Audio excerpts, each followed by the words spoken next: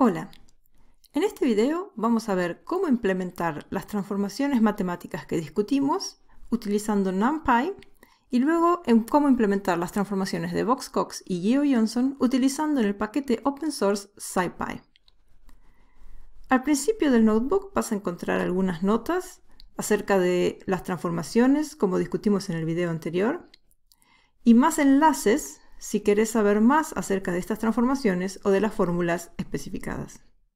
Para empezar con la demo vamos a importar pandas, NumPy, Matplotlib para hacer unos plots y el paquete estadístico SciPyStats open source de Python. Vamos a trabajar con el set de datos del house price, así que lo cargamos aquí en esta celda.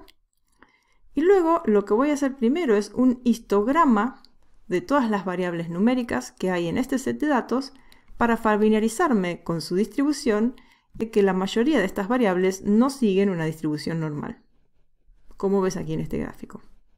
Para evaluar normalidad voy a hacer una función llamada diagnosticplots, ya la discutimos en la sección 3, en donde voy a graficar un histograma utilizando el método ist de pandas sobre la variable del set de datos y al lado voy a graficar una gráfica de QQ utilizando el método probplot del paquete stats de SciPy.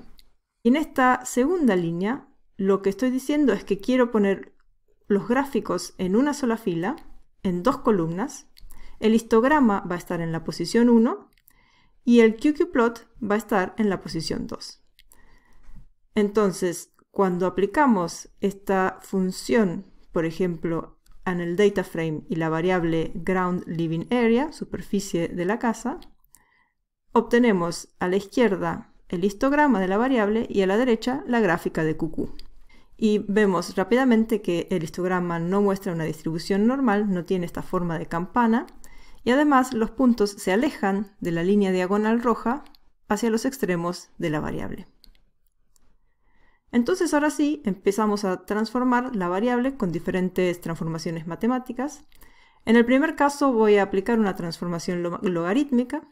La manera de hacerlo es utilizando el método log de NumPy, que se aplica directamente a la variable y la podemos capturar en una nueva variable que llamamos groundLivArea-log y luego aplicamos la función de diagnóstico sobre esta nueva variable transformada y vemos que la transformación logarítmica en realidad hace un buen trabajo en alterar la distribución de la variable original de manera que ahora se aproxime más a una distribución normal. Lo vemos en la distribución más acampanada del histograma y también en la distribución de los puntos sobre la línea roja en la gráfica de QQ. Podemos también intentar una transformación recíproca. Hay dos maneras de aplicar esta transformación. La primera es utilizando Python puro, en donde hacemos 1 dividido los valores de la variable.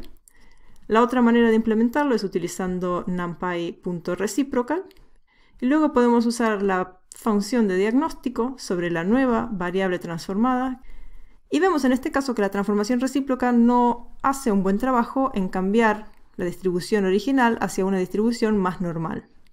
Siguiendo con la demo, podemos aplicar la raíz cuadrada a la variable original. Esto también lo podemos hacer de varias maneras. Podemos hacer la variable doble asterisco, que significa exponente, y el exponente raíz cuadrada es un medio.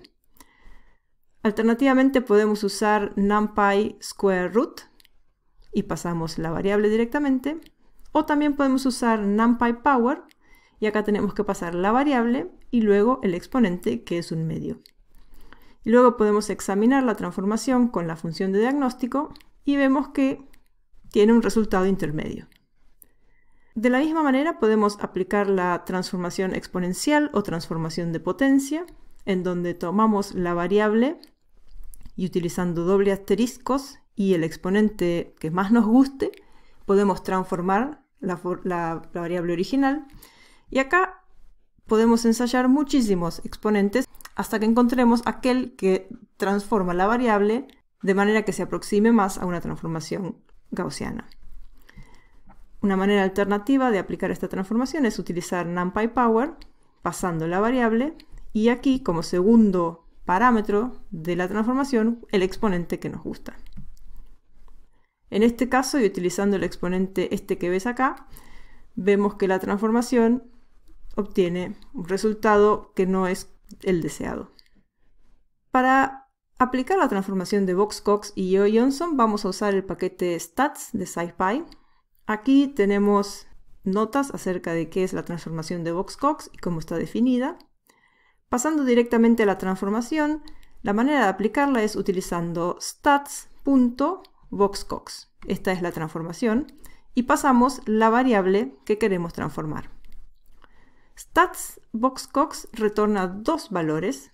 El primer valor es la variable transformada y el segundo valor es el lambda. Acuérdate que la transformación de Box-Cox prueba diferentes lambdas, es decir, diferentes exponentes, y elige aquel que transforma a la variable de manera tal que se aproxime más a una distribución normal.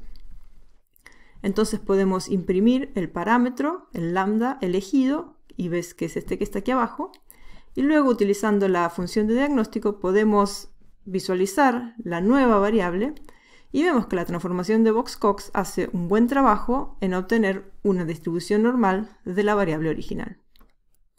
De la misma manera podemos usar SciPy stats para transformar la variable utilizando la modificación de Yeo-Jonsson. Primero lo que tenemos que hacer es reformatear la variable como float, así el paquete no retorna un error. Y una vez que hicimos esto, utilizamos ahora stats.Yeo-Jonsson y pasamos la variable que queremos transformar. Esto retorna nuevamente dos parámetros. El primero es la variable transformada y el segundo es el lambda elegido, es decir, el lambda que retorna la mejor aproximación a una distribución normal. Podemos imprimirlo con esta línea de código y acá vemos el lambda que fue seleccionado. Y luego podemos graficar la nueva variable y vemos que también se obtiene una distribución bastante parecida a la distribución normal. Eso es todo por este video y nos vemos en el próximo.